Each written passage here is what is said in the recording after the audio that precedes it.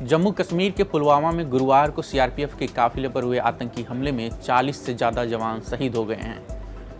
UP, Bihar, Punjab से लेकर बंगाल तक हर सूबा शोक में है। देश के लिए अपना सर्वोच्च बलिदान देने वाले जवानों की शहादत ने लोगों को रुला दिया है। पूरा देश शोक में डूबा है। जिन घरों के बेटे शहीद हुए हैं वहां आंसू रुकने का नाम नहीं ले रहे हैं। आज उनकी कहानी जो लौट के घर न आए। आतंकी हमले की शिकार बस के ड्राइवर जयमल सिंह थे। मोगा के कोट ईसे खां कस्बे के रहने वाले जयमल सिंह की पत्नी सुखजीत कौर जालंधर के करतारपुर के पास कोट सराय के सीआरपीएफ कैंप में रह रही हैं।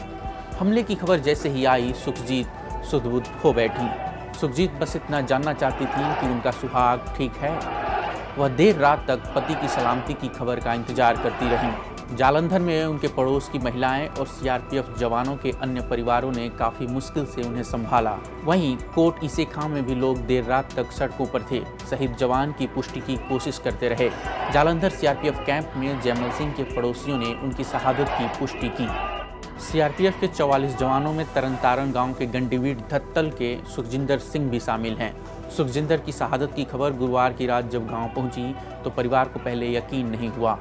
सुखजिंदर सीआरपीएफ की 76वीं बटालियन में बतौर कांस्टेबल तैनात थे।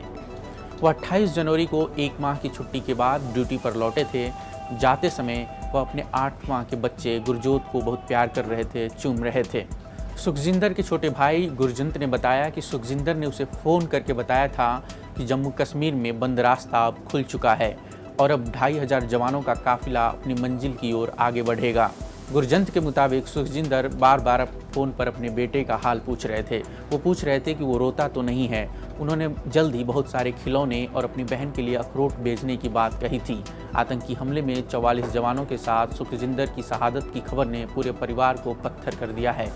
गुरुवार की शाम 1300 की आबादी वाले गाँव धत्तल में कई घरों में चूल्हा नहीं जला। राजस्थान के रोहितास लांबा भी उसी बस में थे जो आतंकी हमले का शिकार हुई। रोहितास के घर मातम पसरा हुआ है। करीब 1 साल पहले ही रोहितास शादी के बंधन में बंधे थे। 3 माह पहले उनकी पत्नी ने एक प्यारी सी बच्ची को जन्म दिया।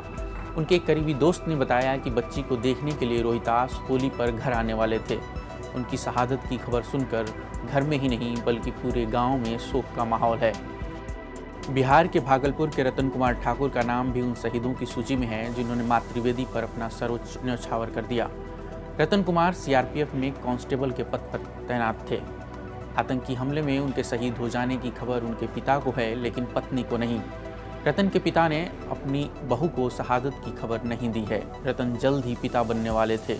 उनके पिता का कहना है कि जब तक रतन का पार्थिव शरीर नहीं आ जाता तब तक इसकी जानकारी उनकी पत्नी को नहीं देंगे। निरंजन ने बताया कि रतन की पत्नी गर्भवती हैं। रतन ने होली पर घर पर आने की बात की थी। रतन की नौकरी लगने के बाद परिवार की गरीबी दूर हो रही थी, लेकिन उनके शहीद होने के बाद अब परिवार किसके सहारे जिएगा। शहीद की पत्नी राजनंदिनी के पास दोपहर 1:30 बजे रतन का फ़ोन आया था। रतन उस समय श्रीनगर जा रहे थे और रात में फ़ोन करने का वादा किया था, लेकिन वो फ़ोन नहीं आया। आई तो उनकी शहादत की खबर। उत्तर प्रदेश के उन्नाव के अजीत कुमार आज़ाद अपने भाइयों में सबसे बड़े थे। सीआरपीएफ की 21वीं बटालियन में तैनात अजीत की ड्यूटी श्रीनगर में चल रही थी, लेकिन पुलवामा के अवंतीपुरा में हुए सीआरपीएफ के हमले में अजीत कुमार को अपना सर्वोच्च बलिदान देना पड़ा। अजीत उन्नाव जिले के मोहल्ला लोकनगर के रहने वाले थे। गुरुवार की रात करीब 9 बजे अजीत के घर सीआरपीएफ का फ़ोन आया और फिर परिजनों में कोहराम मच गया। अजीत अपने पीछे अपनी पत्नी और 2 बच्चों को छोड़ गए हैं। देवरिया के विजय कुमार मौर्य की शहादत को लेकर उनकी पत्नी विजय लक्ष्मी आक्रोशित हैं। विजय के पिता को अपने बेटे की शहादत पर गर्व है, लेकिन इस घटना से वह आक्रोशित हैं। उनका कहना है कि खून के बदले खून हो। पाकिस्तान को सबक सिखाना चाहिए। इससे पहले भी हमला हो चुका है, कोई कुछ नहीं करता। पहले भी लोग शहीद हुए हैं और आज भी जिंदगी भर हमें झेलना पड़ रहा है। वाराणसी के रमेश यादव की शहादत की खबर आते ही पूरे गांव में मातम छा गया। वाराणसी के चौबेपुर क्षेत्र के तोहफापुर गांव के रमेश यादव ने 3 साल पहले सीआरपीएफ ज्वाइन किया था। सीआरपीएफ की 21वीं बटालियन में रमेश सिपाही के पद पर थे।